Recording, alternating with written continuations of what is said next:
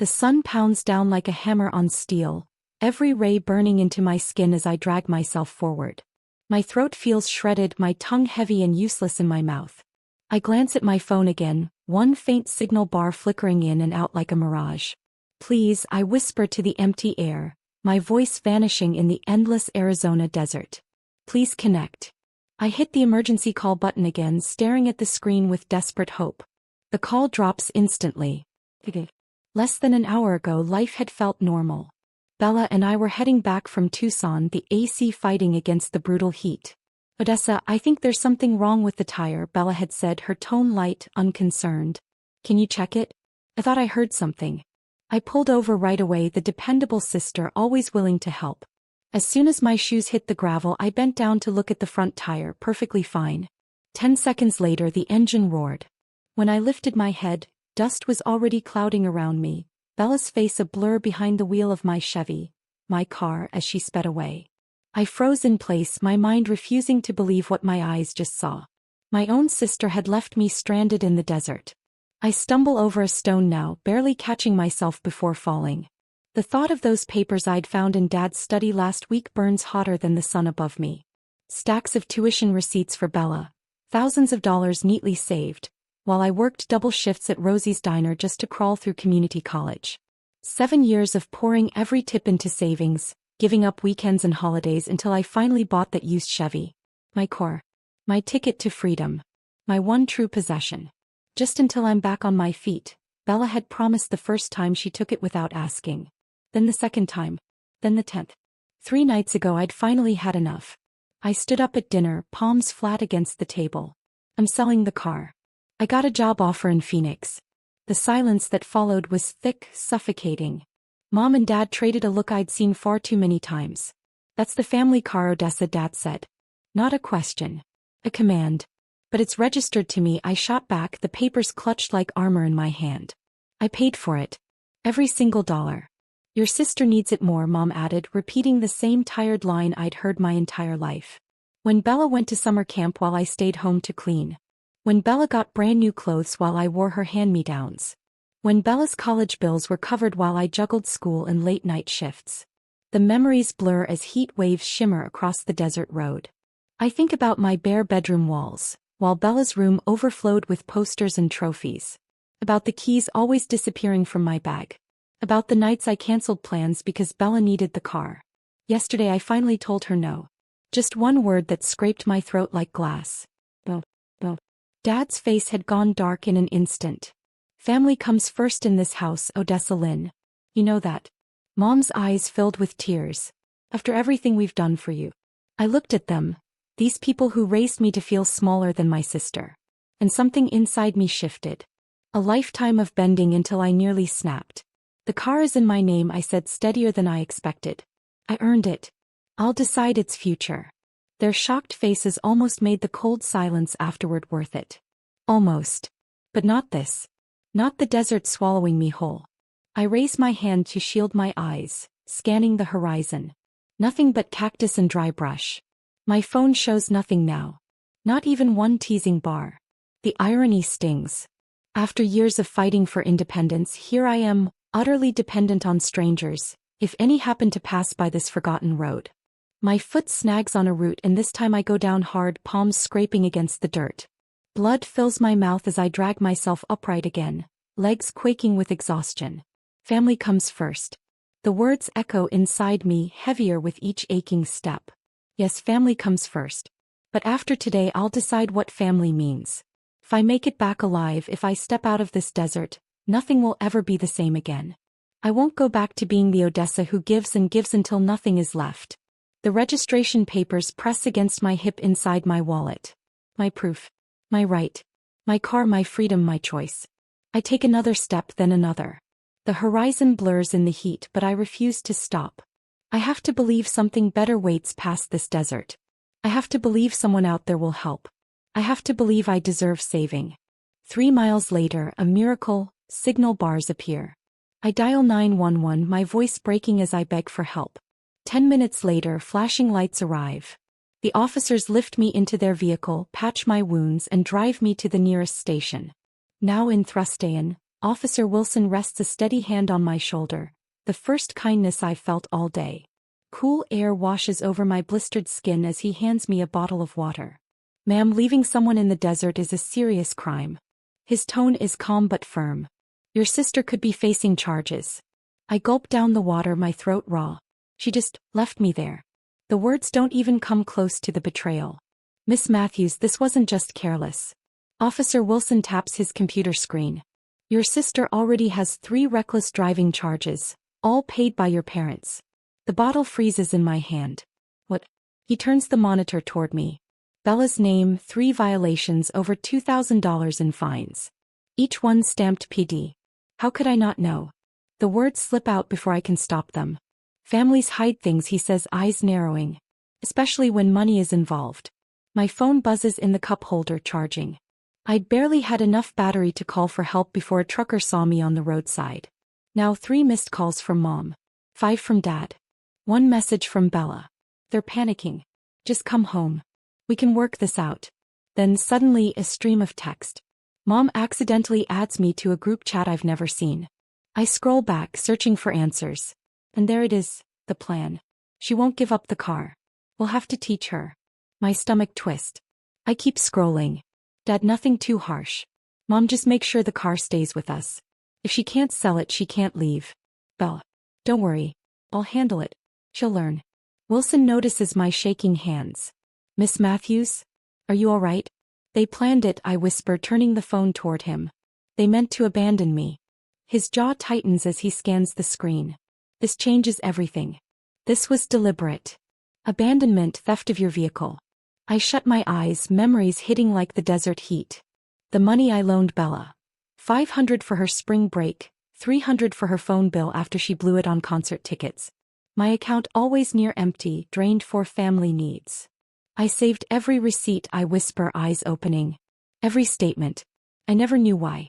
Wilson nods, typing. That was smart. Documentation matters. Cases like this need evidence. Cases?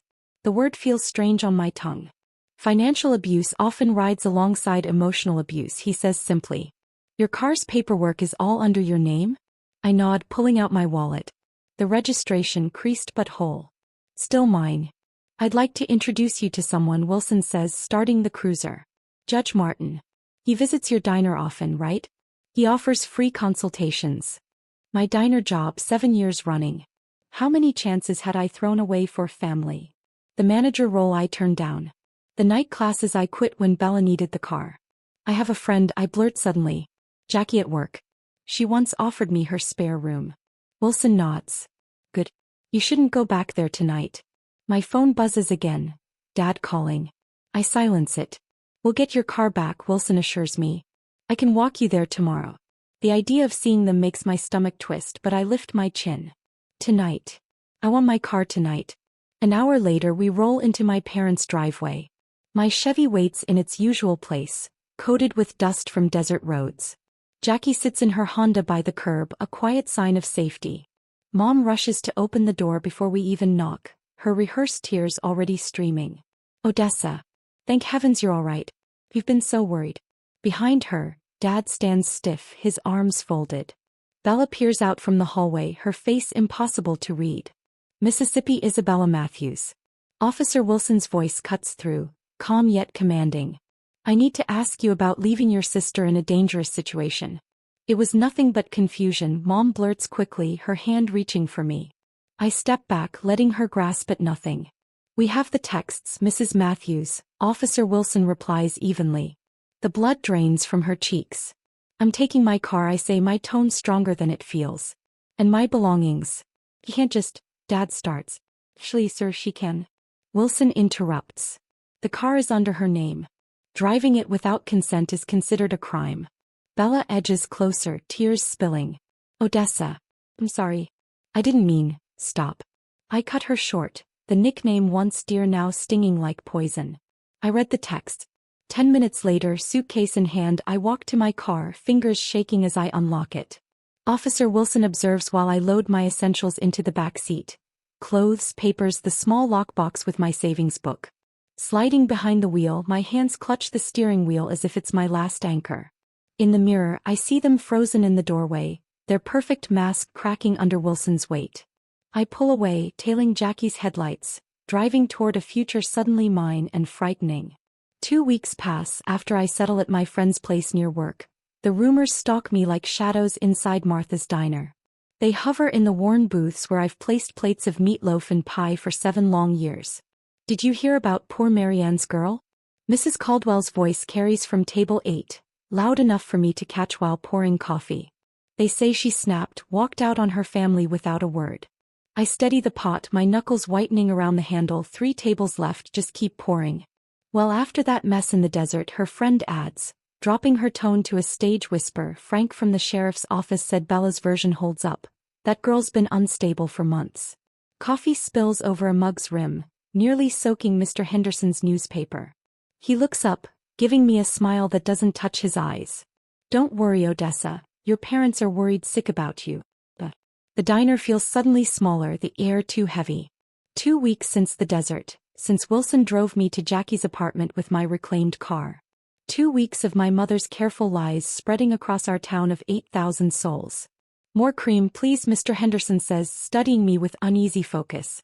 I nod, slipping back to the counter where Jackie works the register, her gaze filled with worry. Vultures, she mutters. Every one of them. The bell over the door jingles. Dad steps inside, his Sunday suit crisp and flawless, though it's Tuesday at 2. The diner hushes as chatter fades, forks pause, and every eye locks on this performance. Odessa, his voice holds the same power it always has over me. Your mother hasn't slept since you left. 7 customers, 3 waitresses, even Martha pretend not to listen. My shoulders curl inward, the old habit of shrinking when he speaks. We need to talk, daughter. Alone. I glance at Martha, standing firm with arms folded. She tilts her head toward the back hallway. Permission to step away. More than that. Permission to decide. I'm working, Dad. My own voice sounds strange to me. Steady certain. My shift ends at 4. His eyes narrow, sweeping the diner before meeting mine again.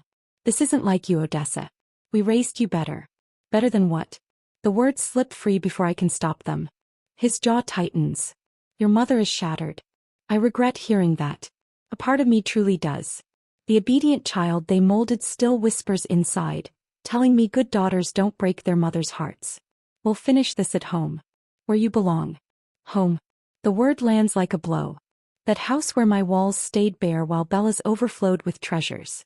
Where my paychecks vanished into endless family crises that always circled back to her. My home is with Jackie now. Dad's gaze hardens. Family stands by family, Odessa Lynn. Yes. I hold his eyes firmly. They do. The bell rings again and my chest tightens as Bella walks in, eyes swollen and red. Her polished sorrow pulls sympathy at once. My sister, who left me to die in the desert, now plays the part of regret in her pale sundress. Odessa, she breathes, her voice cracking on cue. Please. She edges forward slowly, aware of every watcher. My regulars lean in, hungry for the Matthews family show between lunch and supper. I've been calling you, Bella says, tears running fast. I know I did something unforgivable. I was weak, foolish. I wasn't thinking. I stay silent, weighed down by the crowd's expectation. The script demands forgiveness, the noble elder sister welcoming the broken younger one. I've started seeing someone, Bella adds softly. A therapist. I have issues with jealousy. With you having what I don't. Mr. Robertson at the counter nods with approval. Mrs. Caldwell pats at her damp eyes with a napkin. Please come back home, Bella pleads softly, her hand stretching toward mine. Mom needs you, Dad needs you, I need you. Years of serving tables have sharpened my ability to read faces. This act isn't for me, it's staged for the crowd around us. For the gossip that will ripple after. Did you see that poor girl beg for forgiveness while her sister stood there cold as stone? I'm glad you're seeking help, I answer at last, pulling away from her touch. But I can't return home right now. Dad's expression tightens. Your mother is a capable woman who will manage, I cut in, startling even myself with this new firmness. This unfamiliar strength. I have to finish my shift. The car, he murmurs, low and careful. We've been covering the payments. A sharp laugh slips from me before I can contain it. No, Dad, you haven't. I bend down from my bag beneath the counter, pulling free a battered folder I've carried. Every day since the desert. Its solid weight in my hands fuels my courage. I saved everything. I explain, unfolding the file to reveal ordered stacks of payment slips collected over 7 years. Every shift. Every dollar. Every installment. All recorded. The flash of disbelief across his face repays every paper cut from filing those receipts late at night at Jackie's table. Every hour with Judge Martin, learning how manipulation can be undone with proof. This is absurd, Dad stammers. We're your family. As you are. I shut the folder softly. And this is my line. The diner has gone utterly quiet. I sense Jackie step to my side, her presence steady, unshakable. You should go now, Martha calls firmly from behind the counter, her tone allowing no debate. Odessa has work to do. Dad's cheeks redden. Bella's tears vanish almost instantly, her performance exposed.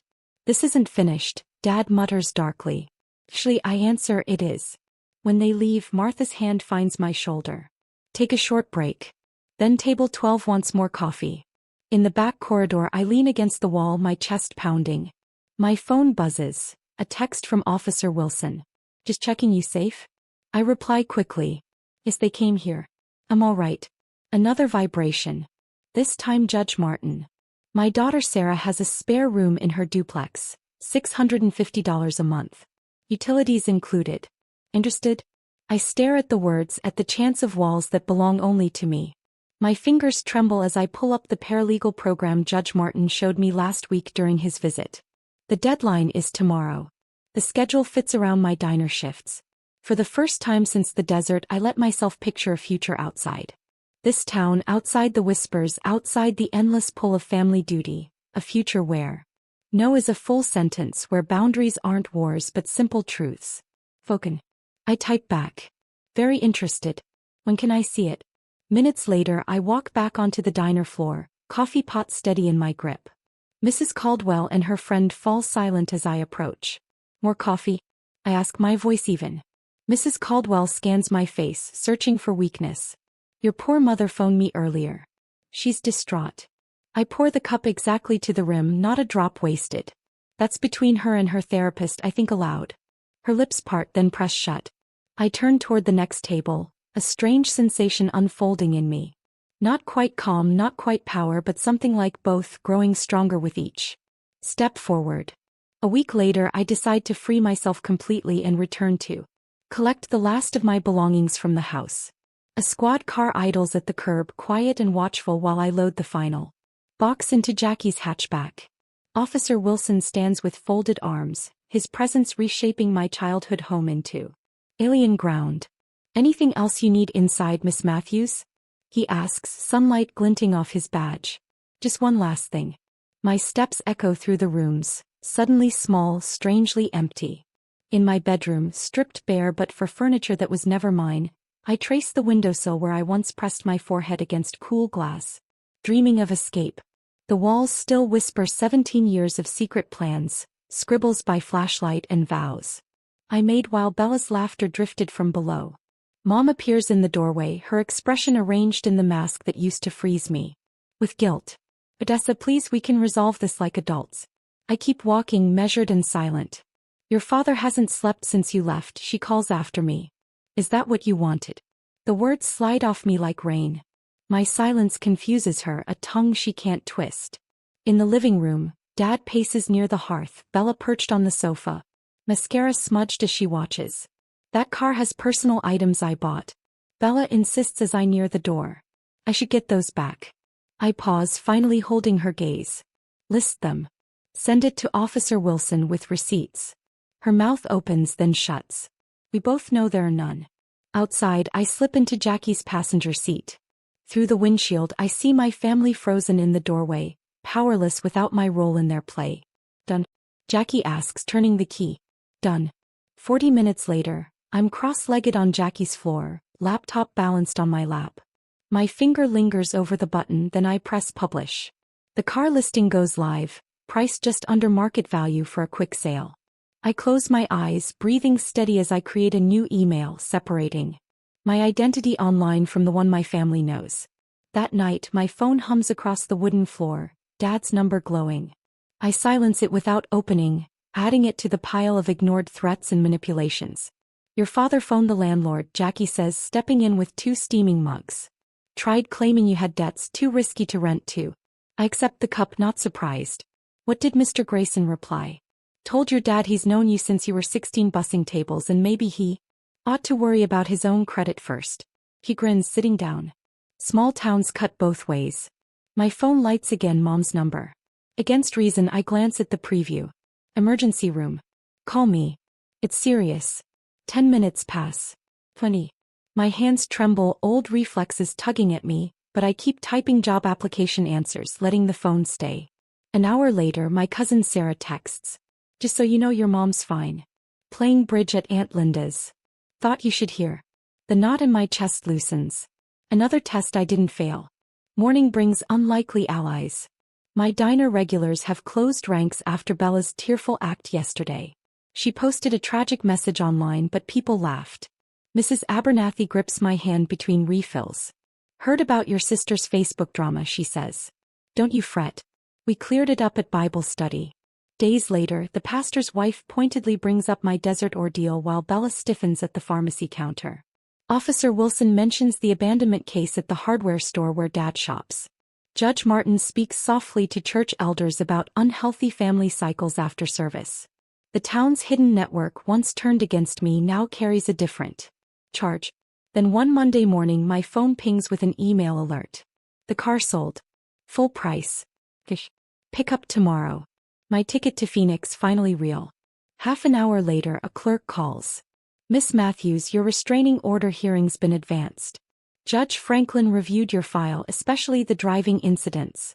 It's granted. I hang up, hands calm for the first time in weeks. 2 hours later, another call, my future employer in Phoenix. We'd like to hire you, the HR director says. In fact, we can raise the salary we discussed. That evening, Dad calls from a number I don't know. His voice lacks its old weight. We should negotiate, he says, the word awkward on his tongue. Work out something that fits us all. I stare at the sunset through Jackie's window, the same desert sky that once saw my abandonment, now witnessing my rebirth. There's nothing to negotiate. I say quietly, I'm not asking you for anything anymore. I end the call as Mom's church friend Elaine texts, thinking of you. Missed your mom at the fundraiser. Lots of questions being asked. Their world shrinking as mine stretches wider, the balance restored at last. A week later, on a Tuesday after my shift, the letter trembles in my hands as I read again, the script clearly belonging to Mrs. Pearson, our family friend for 2 decades. Your father's heart has worsened under the strain. The doctor says family healing is vital for his recovery. Your mother insists things will be different now. Please come for one final family dinner before leaving town, Thursday at 6. I crease the letter carefully, slipping it into my pocket. The old heaviness of manipulation presses on my chest, but something inside me has shifted. That familiar grip no longer paralyzes me. I already called the doctor to confirm my father's condition, and he admitted he hasn't seen him in months. You don't owe them anything, Jackie reminds me from the couch, legs draped over a coffee table littered with paralegal books. That's the point of boundaries, you decide them. Yeah, I know. I tug my overnight bag closed. Phoenix is waiting Friday morning, new apartment, new career, new chapter, but I need this for me. Jackie twirls her car keys with a grin. I'll wait in the car. First sign of trouble, I'm barging in with air horns and confetti. I just nod, finishing the last of my packing. By Thursday evening, the drive to my old house is wrapped in silence. Every landmark we pass. The diner where I pulled doubles, the bank where I saved every tip, the high school where Bella wore her crown while I was working. Feels like reading the final chapters of a book I'm finally ready to close. Jackie parks across the street. You've got this, she says, giving my hand a squeeze. Remember Judge Martin's advice. Don't argue with manipulation. Stick to facts. I whisper the mantra I've memorized. And I deserve peace. My parents' house somehow looks smaller now. The door opens before I reach it. My mother steps out, arms wide, wrapped in her yellow cardigan reserved for church and photo days. Odessa, she breathes, her voice thick with practiced emotion. You came.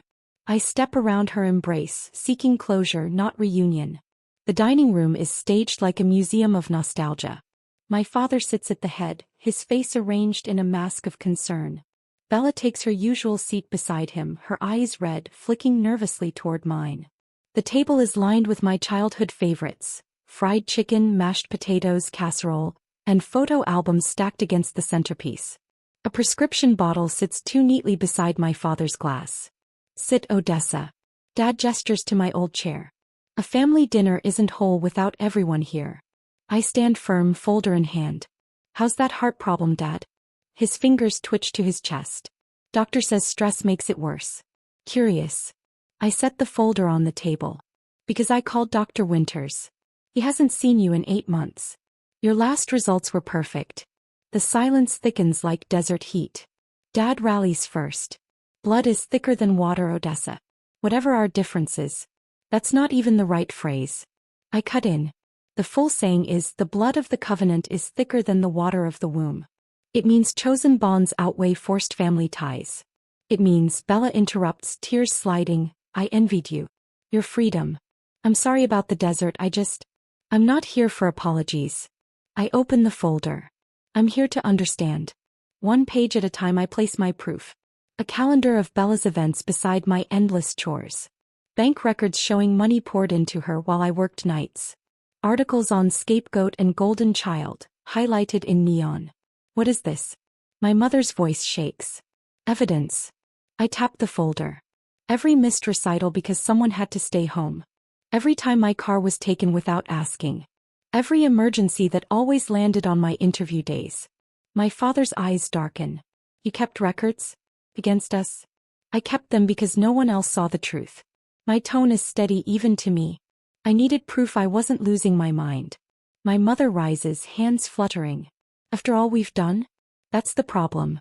I answer easily now. "You've never seen what I've done. The shifts, the sacrifices, the dreams buried. You called it duty when it was for you, selfishness when it was for me." Bella reaches out. I step back. "I'm not here to reconcile. I'm here for closure. I release you of any duty to me and free myself of duty to you." I place my key on the table. That small brass piece, once home, now the lock I'm leaving behind. "What about Christmas?" My mother whispers. "What about Thanksgiving?" "I'll spend them with people who honor boundaries." I slide the papers back into my folder with calm precision. "I wish you healing." My father stands, anger cracking his mask. "If you walk out that door, you'll..." "What?" Ask curious. "Leave me stranded? Steal my car? Break me down? You've already done your worst." Bella cries into her palms. My mother clutches her sweater. My father looms, powerless. The scene should break me. "Dad, I feel lighter." "Goodbye," I say. I walk out without tears, closing the door softly. The night air fills my lungs with freedom. Jackie leans from her car window. "You did it," she whispers, squeezing my shoulder. I did. I glance back once. Now I can begin. We drive toward tomorrow. For the first time in 25 years, my shoulders carry only my own weight.